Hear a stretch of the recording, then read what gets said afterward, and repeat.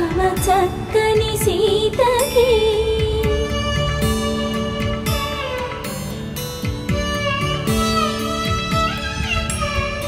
ఎర్ర జాబిలి చేయి